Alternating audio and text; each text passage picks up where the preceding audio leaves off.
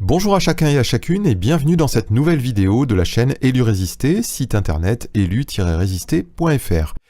Sur ce site internet, il n'y a rien de plus que ces vidéos, si ce n'est que vous pourrez télécharger un PDF de ces présentations que je vous montre dans ces vidéos. Donc vous pourrez retrouver les versets, les références, voilà, les petits schémas que je vous fais de temps en temps, si ça peut vous aider, si ça peut vous être utile. Voilà. Et si jamais un jour cette chaîne YouTube venait à disparaître, eh bien il y aurait toujours ce site pour retrouver ces vidéos. Voilà, aujourd'hui on voit la 8e vidéo sur notre série La Loi et la Grâce. On a parlé beaucoup des alliances, de l'ancienne alliance, et on va voir aujourd'hui ce que c'est que vivre dans la grâce, vivre dans la nouvelle alliance donc. Brièvement, on avait vu dans une première vidéo qu'il y avait un langage spirituel, que ce langage il nous amenait à Christ. Dans une deuxième vidéo, on avait parlé de la chair et de l'esprit. On avait parlé ensuite présenter les alliances de Dieu, comment elles s'articulaient. On avait vu que l'ancienne alliance, c'était une image ou une ombre de réalité céleste qu'elle nous présentait. On avait vu qu'il y avait aussi, elle donnait une justice, cette ancienne alliance, mais que la nouvelle alliance, elle nous apportait une nouvelle justice, la justice de Dieu. On avait vu que la loi, elle était faite pour révéler à l'homme son état de pécheur, et qu'elle nous amenait aussi à nous révéler Christ, qui était l'homme nouveau. Alors aujourd'hui, on va voir en quoi consiste la nouvelle alliance. On va essayer une petite analogie assez simple. On va prendre l'ancienne alliance et on va imaginer que c'est un avion. Voilà. Eh bien, dans l'ancienne alliance, Dieu nous dit que pour voler dans les airs, voilà, le but c'est de voler dans les airs et ça correspondrait pour être juste, eh bien il nous faut des ailes, un cockpit, des moteurs, un empennage, vous savez c'est la queue de l'avion, etc. Et il nous invite, dans l'ancienne alliance, à fabriquer cela pour voler. Vous voyez, ça pourrait correspondre à ça, l'ancienne alliance. Toutes les ordonnances que Dieu donne, eh bien, c'est pour être juste. Eh bien, c'est un peu comme si Dieu nous disait, ben voilà, si vous voulez voler, eh bien, il faut faire un appareil qui a des ailes, un cockpit, un moteur, des moteurs, un empennage, etc. Dans la nouvelle alliance, Dieu nous a mis directement dans l'avion. Il nous a placés en Christ. En lui, nous volons. C'est-à-dire qu'en lui, nous sommes justes. Et il nous demande simplement de le croire et de demeurer en lui. Voilà pourquoi, en fait, dans l'ancienne alliance, eh bien, moi, je sais pas vous, mais moi, je peux essayer de fabriquer des ailes, un cockpit, un empennage, mais très sincèrement, j'ai pas la capacité, et très peu vont avoir la capacité de fabriquer une machine capable de voler. Voilà, mais c'est un peu ça l'image de l'ancienne alliance, c'était pour nous montrer qu'on n'était pas capable, qu'on n'avait pas la compétence en nous-mêmes de construire quelque chose qui puisse nous amener à voler. Mais la nouvelle alliance, c'est pour nous dire, mais regardez, je vole pour toi. Et je te place dans celui qui est ton sauveur, je te place dans celui qui vole à ta place. Donc en fait, l'ancienne alliance, elle nous invitait à faire. Et la nouvelle alliance nous invite à croire que nous sommes, ou alors à croire ce que nous sommes, en lui. Voilà, c'est par manque de place que j'ai mis ça. Alors imaginons quelqu'un dans cet avion, qui est à l'intérieur de l'avion, il se mettrait à construire des ailes, un cockpit, etc. En disant, mais si je ne fais pas ces ailes et tout le reste, je ne pourrai pas voler. Mais on lui dirait, mais attends mon ami, tu es dans l'avion, tu es déjà dans l'avion, pourquoi tu veux faire ces ailes en plus pour voler? Soit on dirait qu'il serait fou, soit c'est qu'en fait il ne croirait pas véritablement voler. Eh bien c'est ça ce à quoi je veux vous amener à comprendre. La mentalité de l'ancienne alliance, elle consiste à faire. La mentalité de la nouvelle alliance consiste à être. C'est-à-dire croire ce que nous sommes en lui. Et c'est très très très différent. Lorsque nous croyons, l'un des premiers réflexes que l'on a, c'est de dire, bon ben, Seigneur, j'ai compris mon péché, j'ai cru en toi, mais maintenant qu'est-ce que je dois faire pour t'être agréable? C'est une bonne chose de penser ça. Mais le problème, c'est que on vient très vite à penser que si nous ne faisons pas, alors nous rompons l'alliance et Dieu ne peut pas nous agréer, et Dieu ne nous recevra pas dans son ciel de gloire, et nous n'entrerons pas dans le royaume de Dieu. Parce que nous n'avons pas fait. Eh bien, on va voir que ça n'est pas ce qui est visé dans la nouvelle alliance. Ça n'est pas ce que nous trouvons dans l'enseignement de Jésus et des apôtres. L'enseignement de Jésus et des apôtres nous dit, je le résume, mais il n'y a pas tout à fait que ça, je compléterai dans les prochaines vidéos, mais il nous dit principalement 3 choses. Premièrement, Dieu nous demande de croire, alors de croire en Christ, en Jésus-Christ, bien entendu. Ensuite, il nous demande de connaître connaître Jésus-Christ. Et enfin, il nous demande de demeurer en Jésus-Christ. Voilà, je vous ai résumé ces 3 points qu'on va détailler maintenant tout de suite. Il y a autre chose, c'est vrai, et on le verra dans les prochaines vidéos. Mais premièrement, on va voir que Dieu nous invite à croire en Dieu, croire en Christ. Jean, au chapitre 14 et verset 1er, Jésus nous dit que votre cœur ne se trouble point, croyez en Dieu et croyez en moi. Alors, croire, ça n'est pas croire que Jésus a vécu il y a 2000 ans. C'est bien sûr plus que ça. C'est croire premièrement ce que Dieu a fait. Jean au chapitre 3 verset 16, « Car Dieu a tant aimé le monde qu'il a donné son Fils unique afin que quiconque croit en lui ne périsse point, mais qu'il ait la vie éternelle. » Ce verset est très connu, mais ce verset, et à force de le rabâcher, on en perd parfois la profondeur. Mais je vous invite, tous ces versets qu'on connaît bien de temps en temps, je vous invite à souvent les reprendre devant Dieu et à laisser le Saint-Esprit vous en donner une nouvelle révélation, une plus profonde révélation. Et Dieu le fera, Dieu renouvellera ces choses que nous avons peut-être lues un peu vite ou que nous les connaissons tellement que nous les rendons un petit peu terre à terre. Non, le Saint-Esprit est là pour nous conduire dans toute la vérité. Jean au chapitre 6 et verset 29, Jésus leur répondit « L'œuvre de Dieu, c'est que vous croyez en celui qui l'a envoyé. » Et à ce moment-là, Jésus, si vous lisez tout ce passage, Jésus répond à la question des disciples ou des Juifs qui se présentent à lui et qui lui disent « Que devons-nous faire pour faire les œuvres de Dieu ?» Et Jésus leur répond « L'œuvre de Dieu, c'est que vous croyez en celui qui l'a envoyé. » Donc il leur répond « C'est pas à vous de faire les œuvres, c'est Dieu qui a fait une œuvre. Et croyez à cette œuvre. » 1 Corinthiens 15 et versets 1 à 4 nous dit « Je vous rappelle, frères, l'évangile que je vous ai annoncé, que vous avez reçu, dans lequel vous avez persévéré et par lequel vous êtes sauvés, si vous le retenez tel que je vous l'ai annoncé. Autrement, vous auriez cru en vain. Je vous ai enseigné avant tout, comme je l'avais aussi reçu, que Christ est mort pour nos péchés, selon les Écritures, qu'il a été enseveli et qu'il est ressuscité le 3e jour, selon les Écritures. » Voilà, ça c'est l'évangile présenté par Paul. C'est très simple. C'est extrêmement simple. Et Hébreux 9 et verset 28 nous dit une chose supplémentaire qui est également extrêmement importante.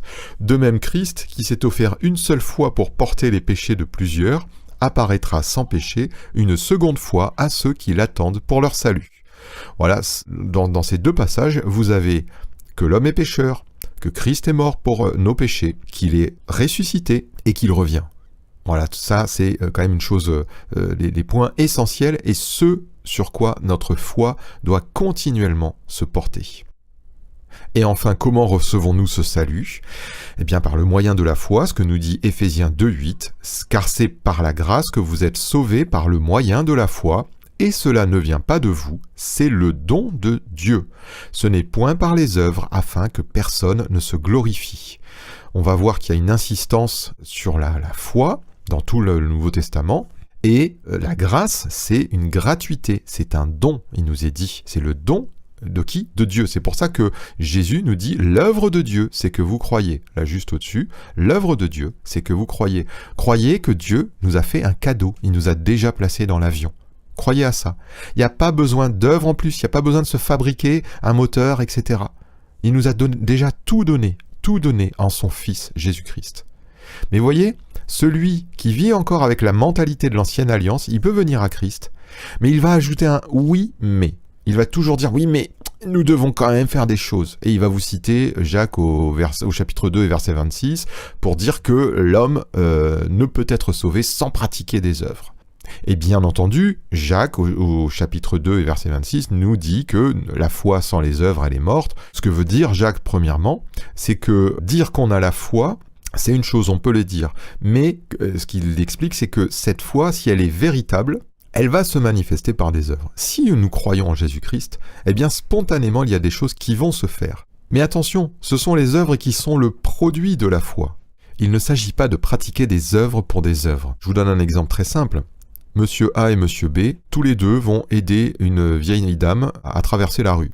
Bon, mais Monsieur A le fait pour être vu des autres. Le fait pour se glorifier, dire « Ah ben, vous voyez, moi, quelle personne bonne et gentille je suis, je vais aider cette vieille dame à traverser. » Et Monsieur B, lui, le fait par amour, par compassion, il voit cette dame en difficulté, et bien hop, il va spontanément, sans s'inquiéter des autres, spontanément l'aider. Ils ont tous les deux fait une œuvre identique. Seulement le cœur de Monsieur A est très différent du cœur de Monsieur B.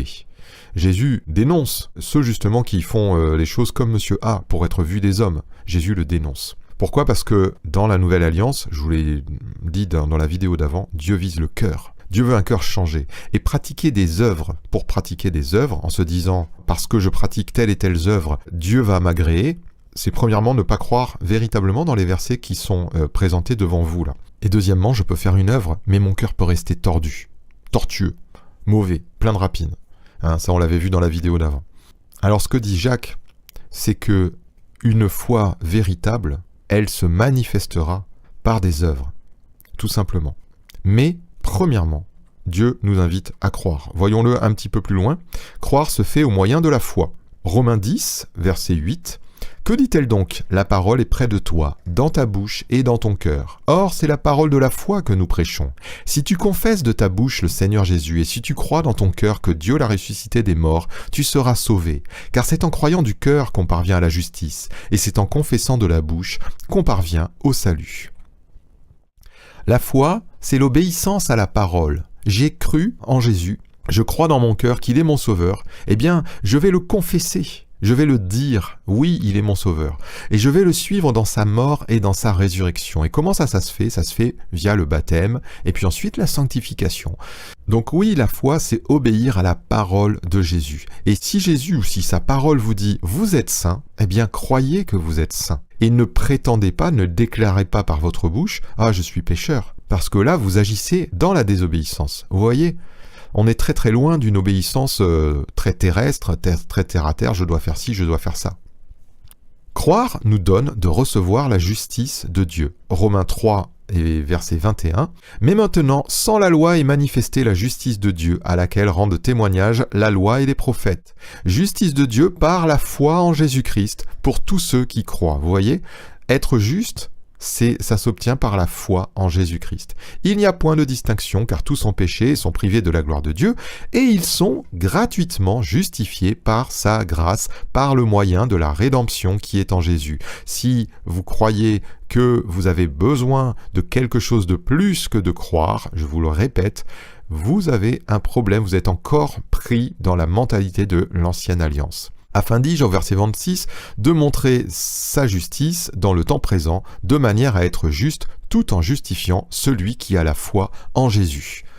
Où donc est le sujet de se glorifier ? Il est exclu. Par quelle loi ? Par la loi des œuvres ? Non, mais par la loi de la foi. Car nous pensons que l'homme est justifié par la foi, sans les œuvres de la loi. Ou bien Dieu est-il seulement le Dieu des Juifs ?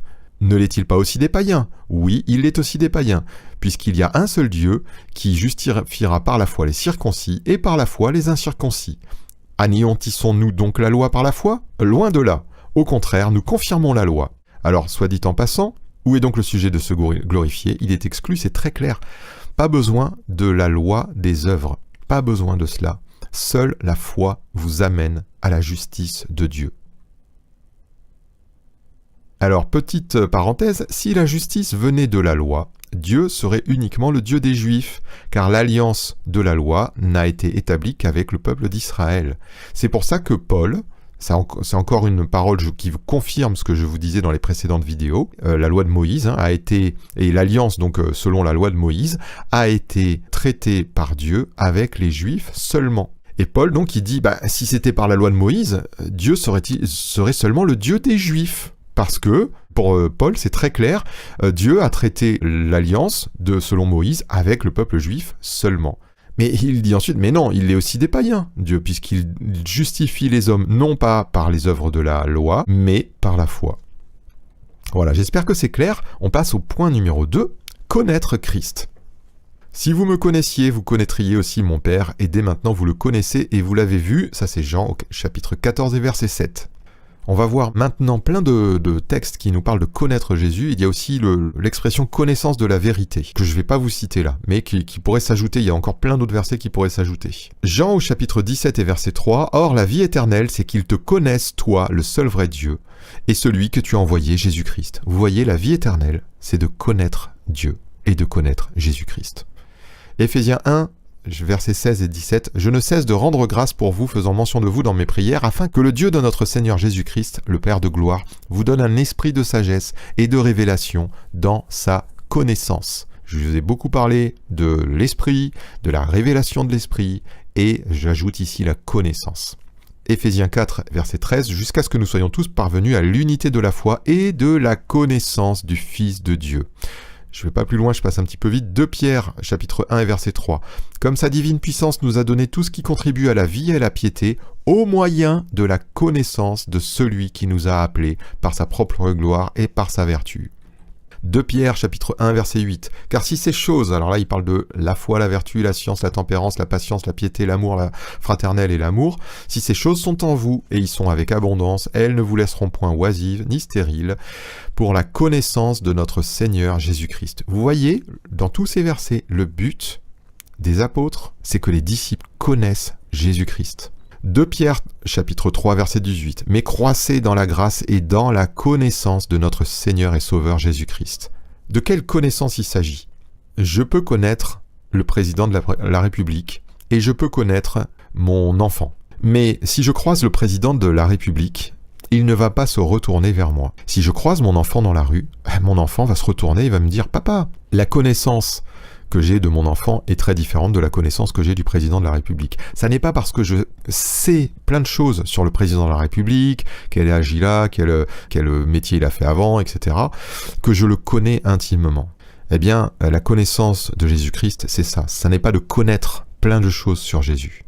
C'est de le connaître intimement, de l'entendre nous parler, de l'entendre nous guider, nous conduire. C'est cette connaissance que le Seigneur désire nous donner. Colossiens 1, verset 9.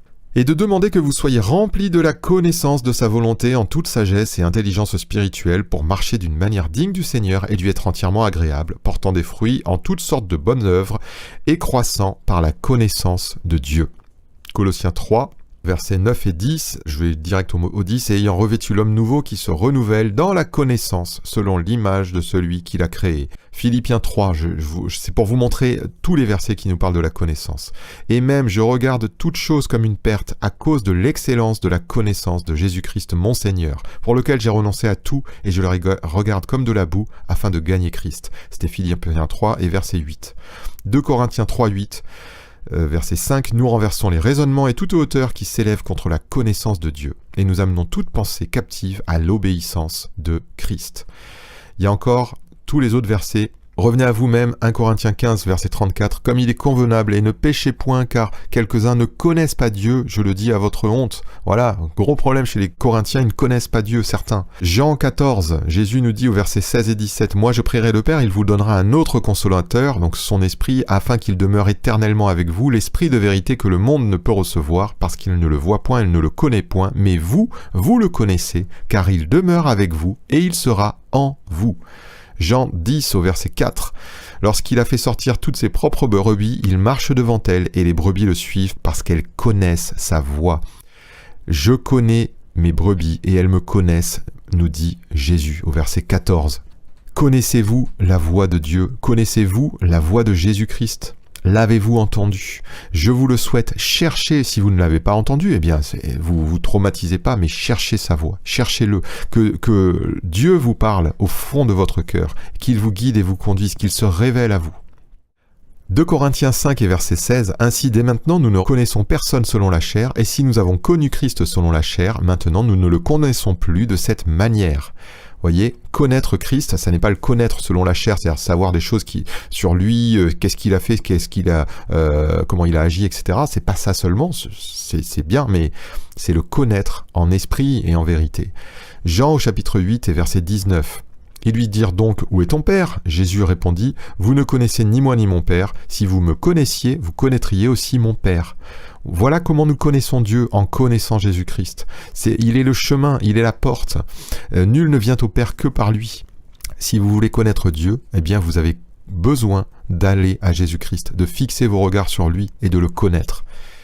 Et regardez, la réciproque est également valable. Matthieu 7, versets 22 et 23. « Plusieurs me diront ce jour-là, Seigneur, Seigneur, n'avons-nous pas prophétisé par ton nom? N'avons-nous pas chassé des démons par ton nom?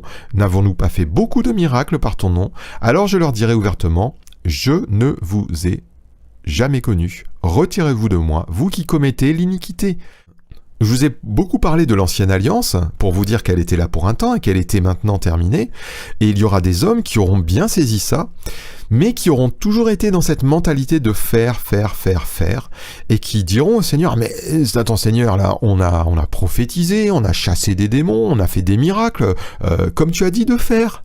Oui, mais ils n'auront pas cherché de véritable communion à Christ. Ils auront obéi, toujours pareil, d'une obéissance extérieure à certaines choses, aux commandements qu'on va trouver dans le Nouveau Testament, mais ils n'auront pas cherché une véritable intimité avec Jésus-Christ.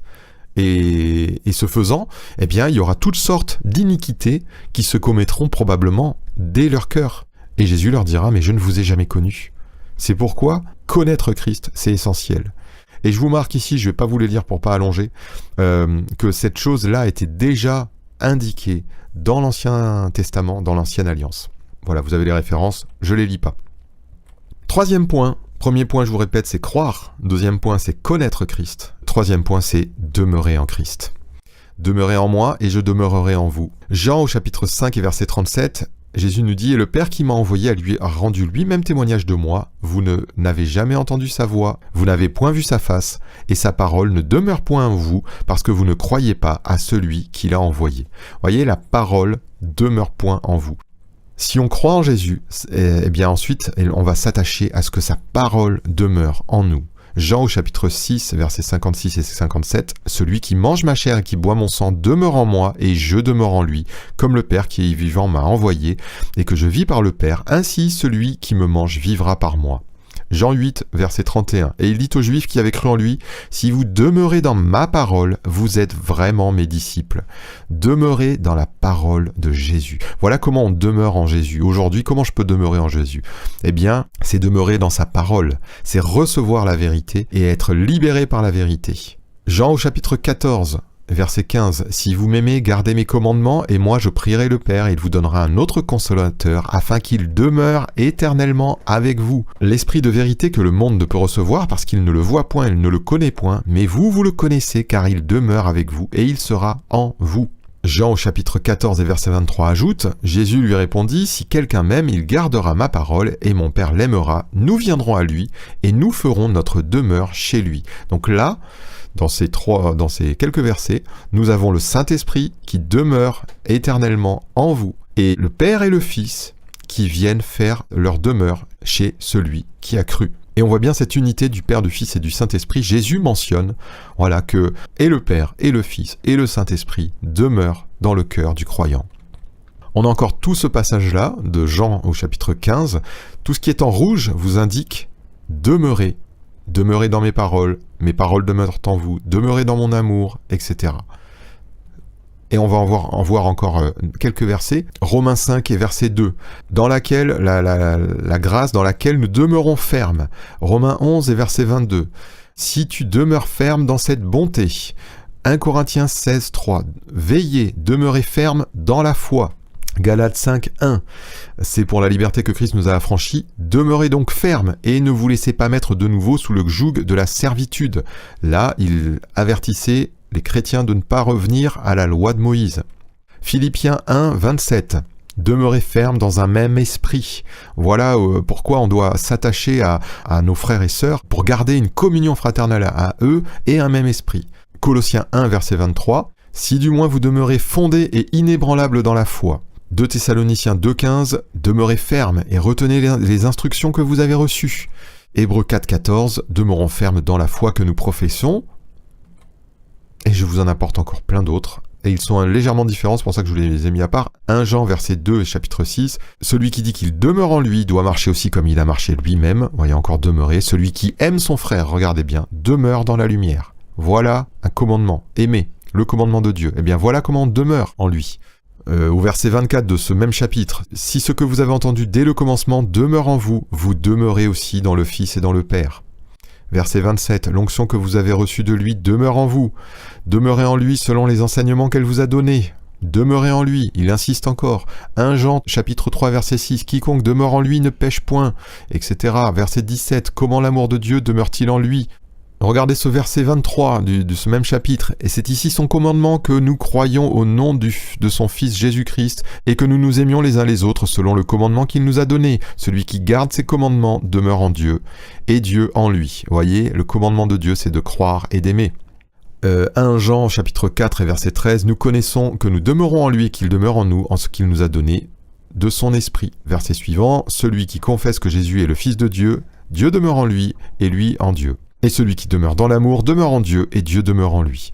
Vous voyez cette insistance partout, de demeurer dans la foi, de demeurer en Jésus-Christ, de demeurer dans l'amour. Retenez ces 3 choses, croire ce que Dieu a fait au travers de la croix de Christ. Vous allez me dire ok. Connaître Christ intimement et par l'Esprit. Oui, mais encore. Demeurer en lui. Ok. Mais certains vont me dire, oui, mais la Bible ne nous dit-elle pas de mettre en pratique les commandements de Jésus, de pratiquer des bonnes œuvres et de rechercher la sanctification?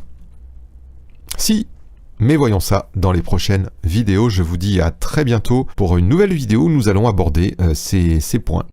Soyez bénis dans le nom de Jésus-Christ.